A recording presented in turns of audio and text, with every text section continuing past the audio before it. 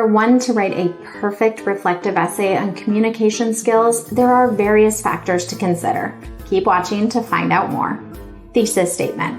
One thing most students can unanimously agree they hate doing is writing a thesis statement. Not because it is a complex task, but merely because the thought simply intimidates them. Writing a thesis statement requires you to simply have an in-depth understanding of the topic and a sort of engagement to the focal points of the essay. Thus, understand the communication skills concept very well before you come up with a thesis statement. In addition to that, make sure your thesis is not wordy or lengthy. Instead, it should be very straightforward and easy to understand.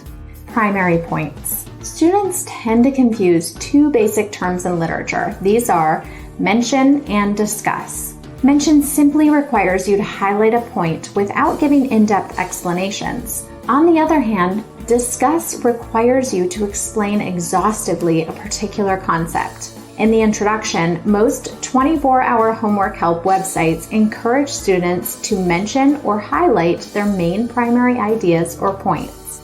Body paragraphs. The body of a reflective essay on communication skills is significantly the most fundamental section of the essay. It carries the main ideas that one highlighted in their introduction.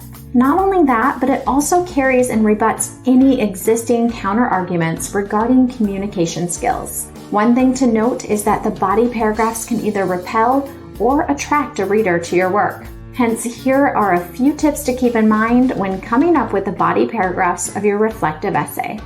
The format. One thing most readers do before they start reading is skimming the essay before them. Reflective essay on communication skills that has huge paragraphs tends to put off the readers. Similarly, when the paragraphs are not well balanced, the readers tend to be skeptical.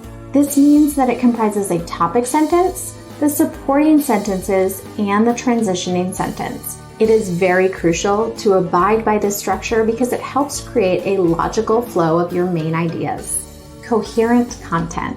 This is easier said than done by most students. Practically every 24-hour homework help website argues that all body paragraphs must be explained equally. This means that in case one decides to use 3 supporting sentences as evidence for their main idea, then this consistency should be maintained in all body paragraphs. Moreover, the ideas must also be exhaustively and thoroughly explained. This goes to mean that no paragraph in the body should be given more focus than the others.